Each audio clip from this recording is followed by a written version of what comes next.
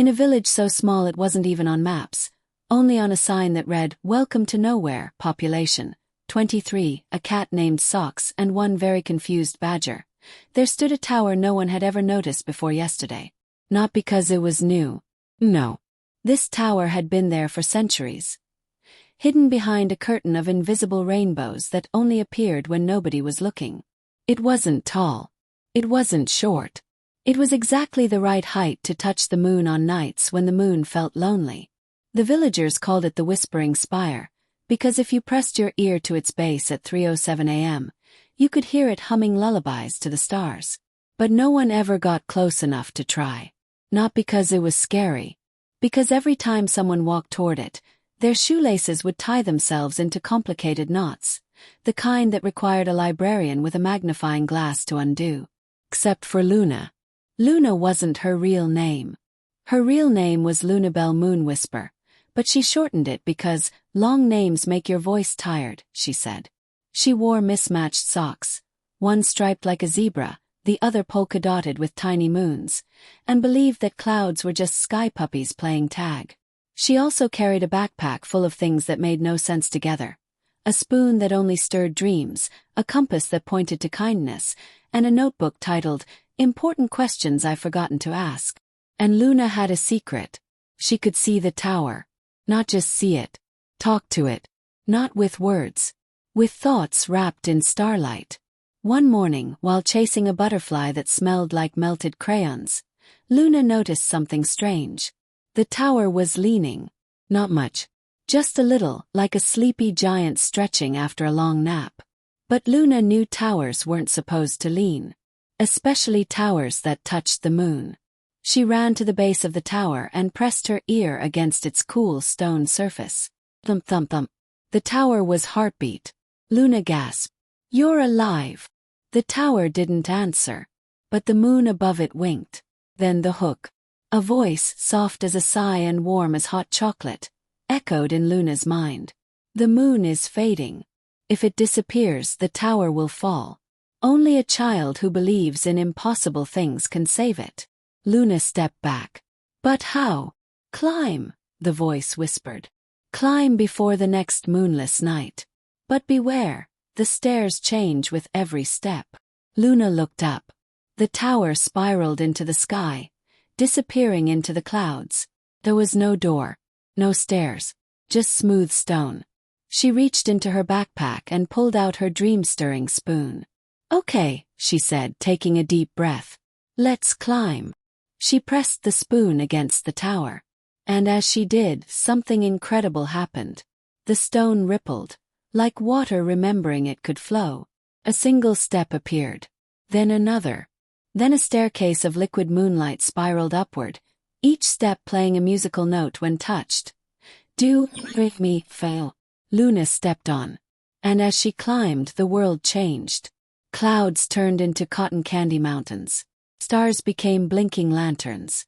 Even time slowed down. When she reached halfway, she saw something incredible.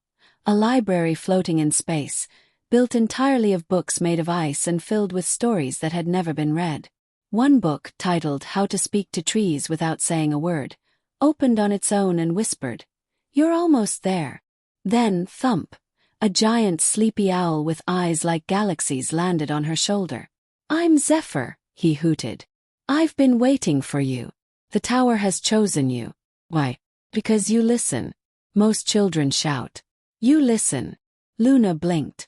"But I don't even know what the secret is." Zephyr tapped his beak. "That's the point. The secret isn't for your ears. It's for your heart. And your heart is full of questions, just like the tower is full of moonlight." They flew the rest of the way, riding on a cloud shaped like a sleeping cat. Finally, Luna stood at the very top of the tower. It wasn't a flat roof. It was a garden.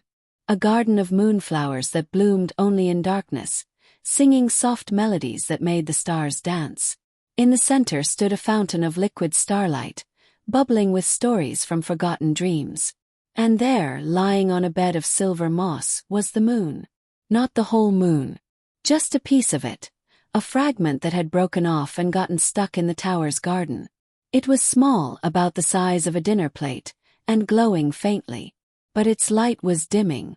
Luna knelt beside it. "You're hurt." The moon fragment pulsed weakly.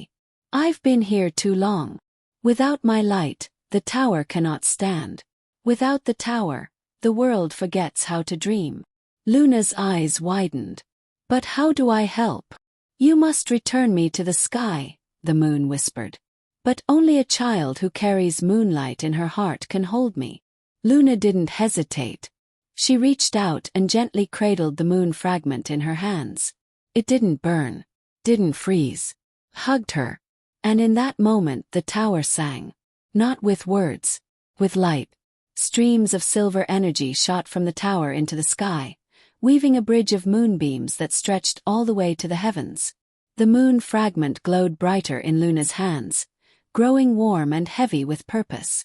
She stood at the edge of the tower, the moon fragment cradled in her arms.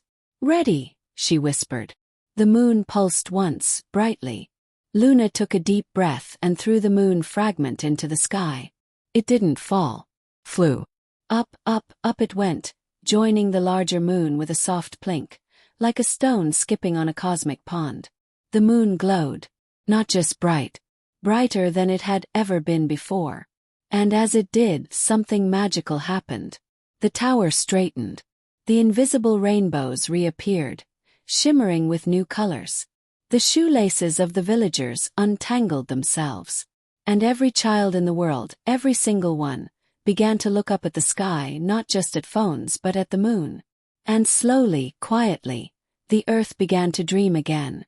Because somewhere, high above the clouds, a little girl with mismatched socks had returned a piece of the moon to the sky. And that, my dear reader, is how the stars learned to shine a little brighter.